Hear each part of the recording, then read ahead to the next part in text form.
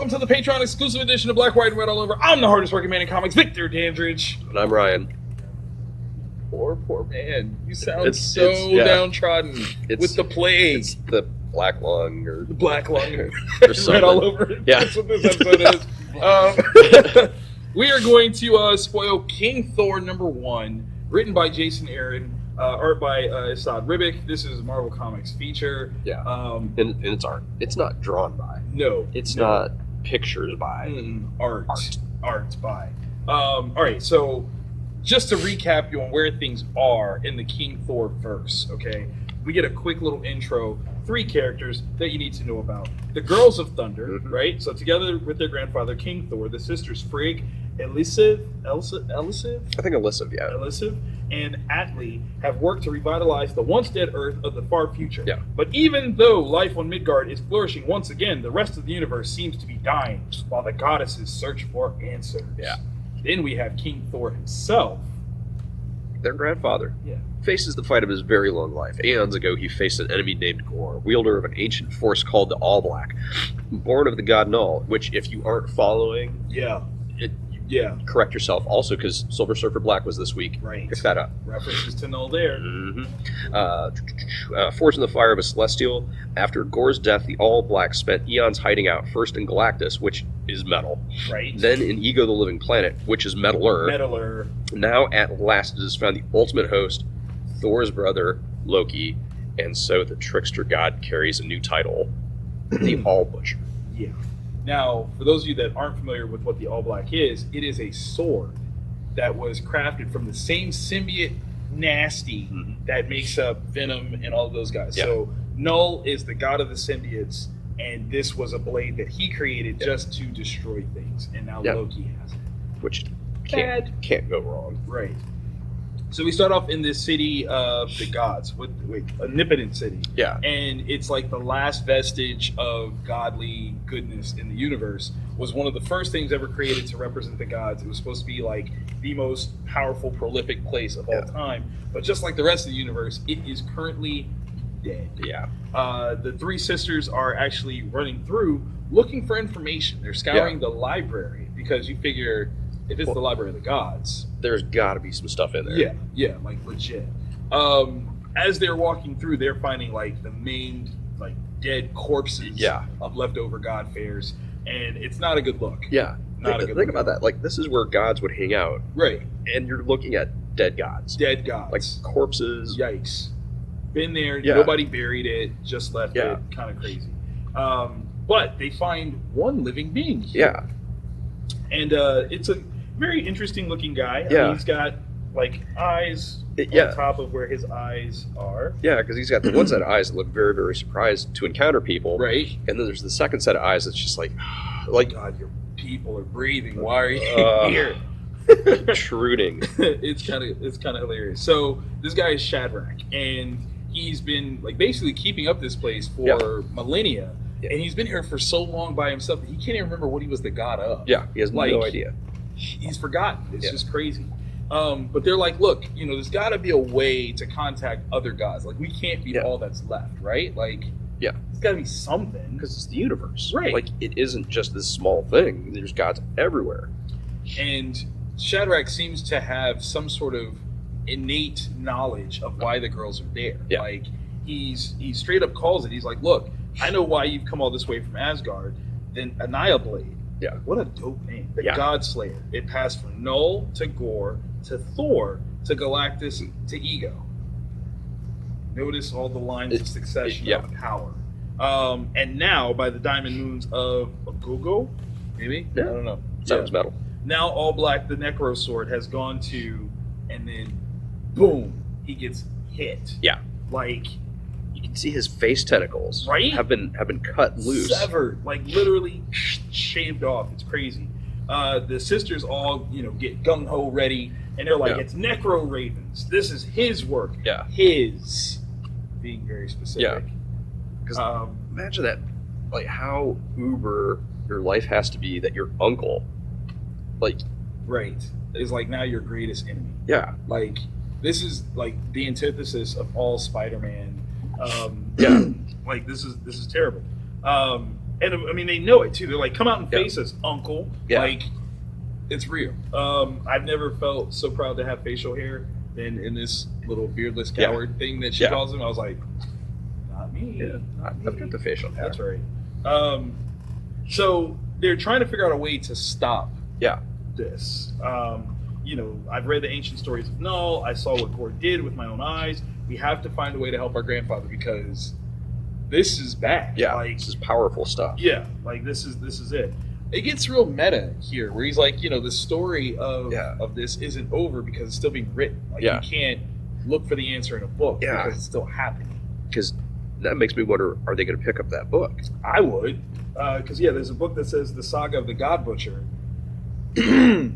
Maybe there's some info there. Yeah, perhaps. But right now, King Thor is. I mean, he's going at it right now.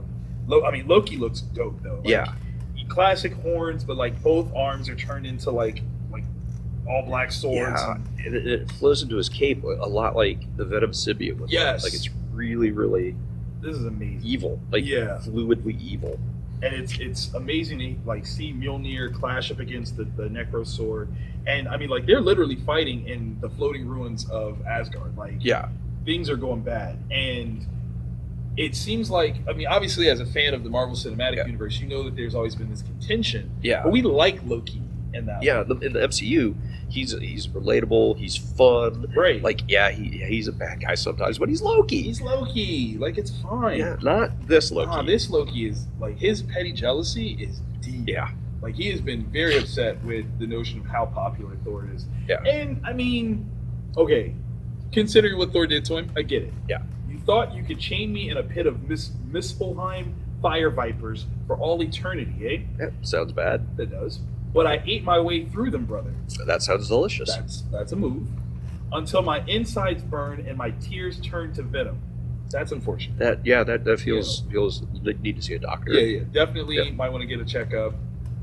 Kind of like reach in and whatever. Yeah. I ate my way to you, Almighty King. It's clearly a prostate exam. It's definitely that. Yeah. I mean, how many vipers did you eat? Yeah, right? Yeah, come on. It feels like you ate more. I think you did. Like, that's... You're not going to go in through the mouth. That's just weird. Yeah, along the way, I devoured an entire world. A necro world. Dude ate a planet? Yes, but not just a normal planet. A necro world. Which, okay... Now, maybe I'm missing pieces here, but I feel like, based on the way that they broke this down as the order of succession, he killed Ego. Yeah, that's what it sounds like. Mind you, like, one of the books that came out this week, Silver Surfer Black, in an effort to fight against Null, Surfer kind of calls for some help from Ego, and Ego's like, yeah, sure, I can help you. I mean, at some point, it doesn't look like it's enough. Yeah. So, yeah, I mean, Loki, he is stabbing the Krizak out of Thor. Like, this is a battle. And they are literally tearing apart Asgard as they do this righteous battle. They're flying all over the place. Landed on, like, a mushroom planet. Yeah. God, like, this is so crazy. Yeah. What I love, though, is like in the midst of things, like King Thor is still trying to figure out all the different ways that he can, in fact, fight. Yeah. And, at one point he takes Mjolnir, chucks it, and says, "Go find the nearest star." Right? Like, just find a star. Yeah. Get powered up. Get ready. Hits Loki with the Thor Force, which, granted, is powerful. Yeah. But it's like one panel's worth of buying time powerful. Like, that's it. Not even like a Kirby-esque sort of like flip you back kind of thing. It's just kind of like you hit me. And they literally break it down like this. It took 3 Thors to defeat that butcher. We're talking about Gore the God Butcher. Yeah. And Gore was just a mortal before he became infected with dark power. Yeah. While Loki was spawned by giants, raised by gods, and he has been infected with darkness since the day he was born. Basically, there's no hope here. Yeah, that sounds really... Like, all the bad. Like all of the bad. Confidence. And what I love is, like, Loki's like, you threw your hammer past the star so that it would burn? You think fire will stop me? Like, that's it? But basically, this planet is so ravaged and nasty that, like... It's a planet made out of napalm. Boom. To which, he literally sets ablaze Yeah. an entire planet side. Thor just destroyed a world. Yeah. Like, in an effort to try to hurt Loki.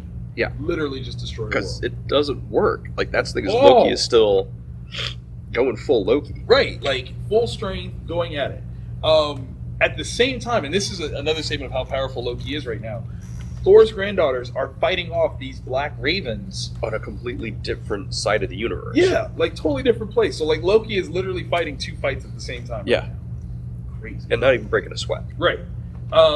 So they're like, listen, do you feel what's happening? And they're like, yeah, like the universe is shivering, shaking. Yeah. We're a part of it. We can totally feel it. Shadrach is like, look, Asgard was already gone before you left. Yeah. It never will be again. Like, that's it. Yeah. Sorry. This is the way the book ends. And they're like, nah, not so long as we're breathing, son. That's not happening. Yes, you want to see more stories about these women. I do too. Because they're so over the top metal. Yeah, like they don't give up under any circumstance. Yeah. It does not matter. They come down to it and they're like, okay, look, we've got an opportunity to get out of here. One sister has a shard of the Bifrost, can go anywhere that they want to go. Just tell us where we need to go. Yeah. And Shadrach's like, look, I'm a librarian. We don't ditch our books, bro. Yeah. Like that's it. Go down with the ship. Right. Besides, I just remember what I'm the god of. Yeah. Gangster. He does give them a book to take with. Yeah. And I like you, I believe that it's the book of the God Killer, the God Butcher. But Shadrach remembers what he's the god of. Yeah. The god of bombs. Metal! Literally, he opens up a book and there are a bunch of bombs in there. So as the girls are escaping, all the crows are coalescing into one giant crow, and Shadrach blows up Omnipotent City. Blaze of glory. Boom. I mean, if you're gonna go big. Right. I wonder if Shadrach actually has a first appearance in the God Bomb story arc that Jason wrote. That's a really good question. Because I'm curious about that. He might though. I'm sure it's all connected. Yeah. Like I'm really certain of it. Okay, so clearly Thor feels Omnipotent City go, and it distracts him. Just for a moment. Oh. But it's enough of a moment where Loki powers like deep into Thor's gut, right? Like pow! And rips out his innards. Yeah. Okay. He's got his chitlet taken out. Yeah, he does. Like his wrinkled steak is showing. Loki is so excited for this. Yeah. But you've just given Thor a weapon. Like completely. Because this is just ridiculously metal. I mean, it's crazy. Improvise, adapt, overcome. Right. So, like, as Loki is attempting to strangle Thor, who's now just been disemboweled. Yeah. Disemboweled? I think that's the word. Yeah. And he's monologuing the whole time. Yeah, just monologuing. It's his dad's fault. He should have killed me before he found me, blah, blah, blah. Thor is straight calling for Mjolnir to come through. Bops Loki one good time. 2 times. Manages to wrap his own guts. When you're straggling your brother, your half-brother, whatever Bunky Maury Povich relationship they've got with your innards. Right. That's a fight. That's a hell of a fight, right? So like he's literally like noosed up Loki with his own bowels, takes Mjolnir and chucks it towards the sun. With his bowels tied. Like literally, like with his bowels like connected to Loki's throat. And Thor's doing everything that he can to hold his, the remains of himself in. I mean, it's a lot. So you got a lot of guts. Yeah. But Loki is being drugged by Mjolnir into the sun. And I swear this is the most romantic thing ever, is Thor actually mourns his brother. Because he loves him. Yeah. Like, he always wants to have hope that Loki will come around. Always. And it's only in this moment that he's like, I have to kill him. I have to. Like, there's not even, because it's not even just Loki anymore. Like, this is the God Butcher. This is all these things. This is all terrible. And Thor realizes that he made a huge mistake. That one sun is not enough. Yeah. As black spots begin to show up on the surface and literally eat the light and fire. How next level powerful do you have to be to when you run into a star, it just turns off? Very? Like that's super dangerous. Yeah. Loki comes firing out, shooting like shard pieces into Thor, forcing him to fall headlong towards the earth. Yeah. Dude, there's like early man with crude agricultural tools trying to survive. And I feel like that's me. They drew me. That's you? You know what? I can kind of see it actually. I can, better shape than me, but I mean, well, when you have to cull your own food, that's what happens. Right, yeah, that would definitely happen. Yeah. So, Thor is like hurt. Yeah. Like that's understatement of all things. And he's trying to call for Mjolnir, but I mean it's at the sun right now, so it'll be a minute before it gets there. And he's trying to, muster up something. It's like this can't be how it is. It's like not like this. But somebody. Yeah, and Loki is looking more and more evil. Like his eyes are now a different color. Right. His face has changed. He is now enveloped in that blackness. It is dark. There will be nothing to avenge, brother. I will live so long in emptiness, I will forget you ever. Yeah. All of a sudden, an ebony blade pierces his back. Yeah. Loki's back. Yeah. It is gnarly. It is mangled. It looks just like the all-black Necros. Yeah. And Thor, as he's sitting there, laboring breath, the whole nine, musters, no, it can't be. Right. And while Loki lies dead at his side, like Loki looks gone. Yeah. Right? And like the black is starting to clear up on his body. Yeah. And a voice rings out saying, two omnipotent brothers squabbling with each other while all of existence withers around them. This is exactly why I've always despised your kind. Gore, the god of god butchers. This is why all gods must die.